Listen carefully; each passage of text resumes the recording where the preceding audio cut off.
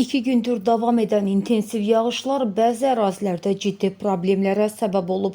Unikalın məlumatına görə Abşeron rayon ərazisində yerləşən Saray MTK-nın uzun müddətdir apardığı tikinti işləri kanalizasiya sistemində ciddi problemlər yaradıb və bu vəziyyət ətrafda yaşayan sakinlərin həyatını çətinləşdirib. Belə ki, tikinti zamanı ərazinin qazılması nəticəsində yağan güclü yağış suları yaşayış evlərinin həyətlərinə dolub, ev sahiblərinə ziyan vurub. Sakinlərin sözlərinə görə məsələ ilə bağlı MTK rəhbərliyinə dəfələrlə müraciət olunsa da problemin aradan qaldırılması istiqamətində hələlik hər hansı bir tədbir görülməyib.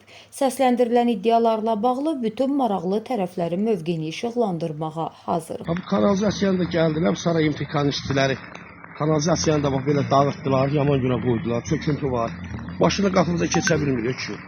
Dedik olar ki, buraların üstünə bir daş tökün, buralar yaxşı işləyir. Dövlətin çəkdiyi kanalizasiyaya müdaxilə elədilər, indi bax bu yenə qalıb. Başım keçə bilmir. Bu basır, bax burada Saray MTK-nın deməli, burada Navastroyka binalar tikilir. Torpağı qaldırıblar yuxarı. Orada da torpaq 3 gün oldu, uçdu. Gəlib ev həyəti basıb.